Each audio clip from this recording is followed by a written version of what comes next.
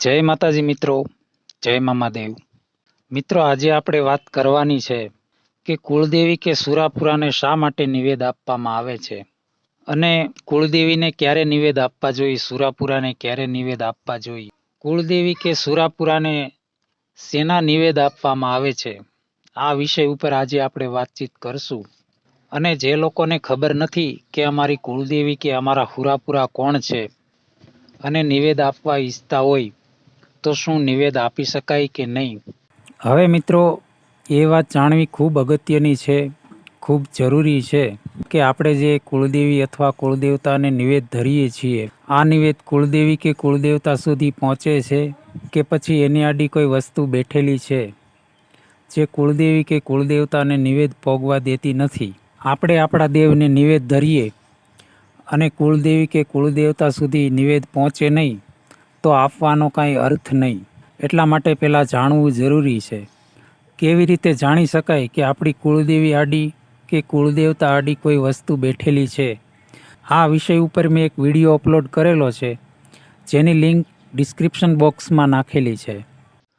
તો મિત્રો, સૌ પ્રથમ આપણે એ વાત જાણીએ કે કુળદેવી કે સુરાપુરાને નિવેદ આપવાથી આપણને શું ફાયદો અને કુળદેવીને શા માટે નિવેદ આપવા જોઈએ.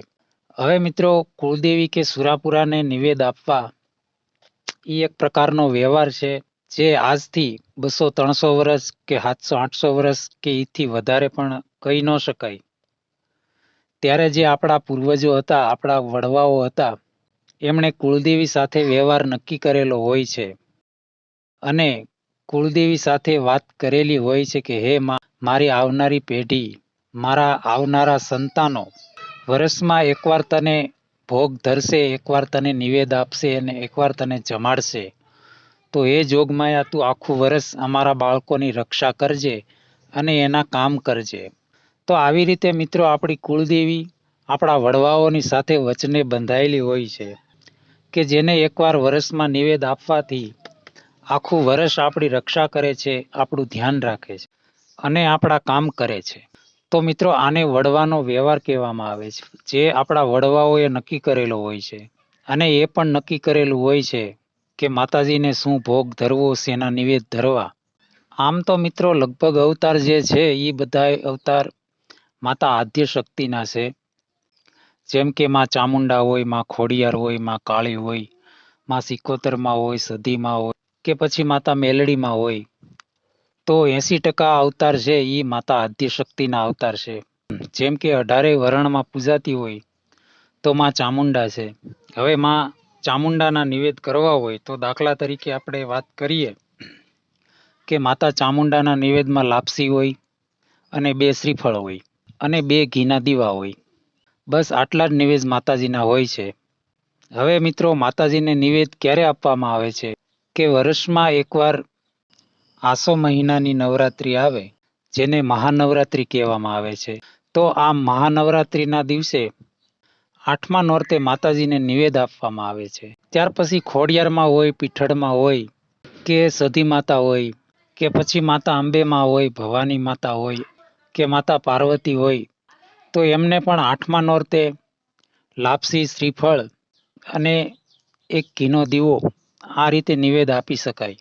તો જે વ્યક્તિને ખબર ન હોય કે આપણી કુળદેવી કોણ છે અને નિવેદ આપવા ઈચ્છે, તો મહાનવરાત્રી આવે તો આ નવરાત્રિના 8મા નોરતે ચડતા પોરે માતાજીને નિવેદ આપવામાં આવે છે. અને જે વ્યક્તિને ખબર ન હોય, નિવેદ આપવા ઈચ્છે, તો એ પણ આપી શકે છે.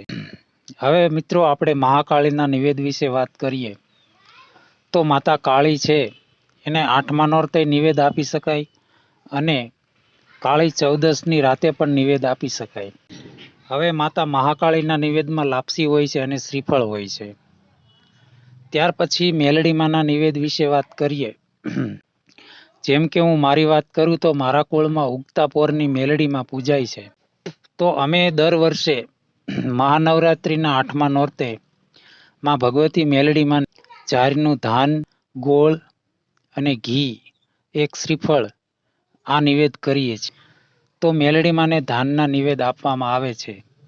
પછી તો માતાજીના અલગ અલગ રૂપ હોય તો અલગ અલગ રૂપને અલગ અલગ નિવેદ જે ચીતવેલા હોય આપણા વડવાઓએ નક્કી કરેલા હોય એ પ્રમાણે આપવામાં આવે છે. તો મિત્રો, કુળદેવીનું કોઈ પણ રૂપ હોય, આપણને ખબર ન હોય તો લાપસીના નિવેદ આપી શકાય.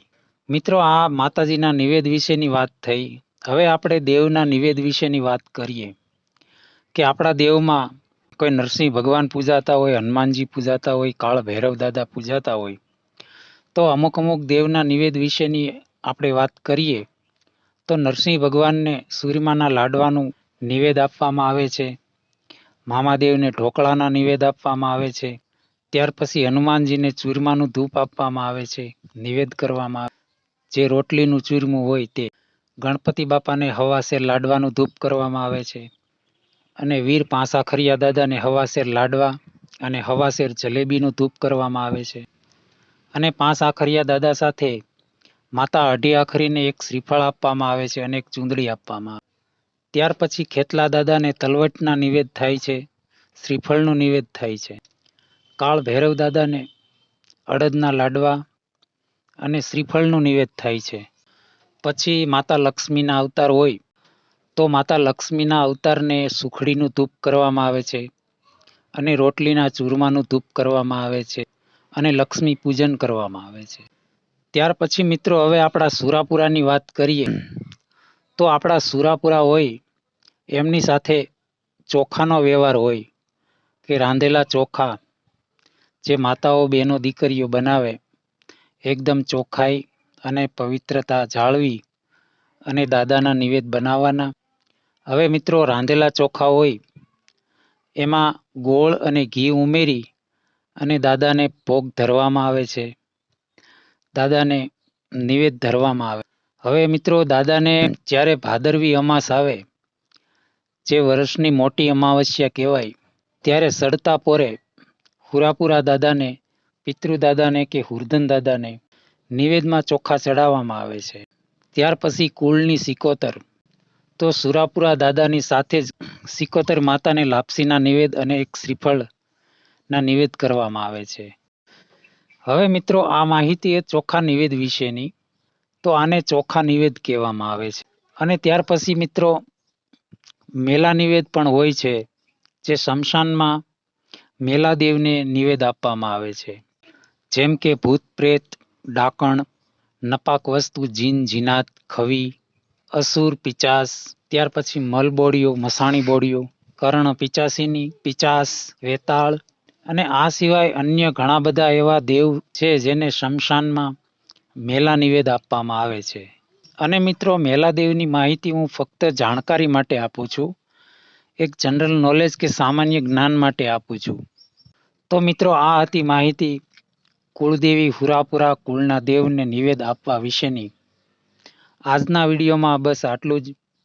ફરીવાર મળશું એક નવા વિડીયોમાં. ત્યાં સુધી મારા જય માતાજી, જય મામાદેવ.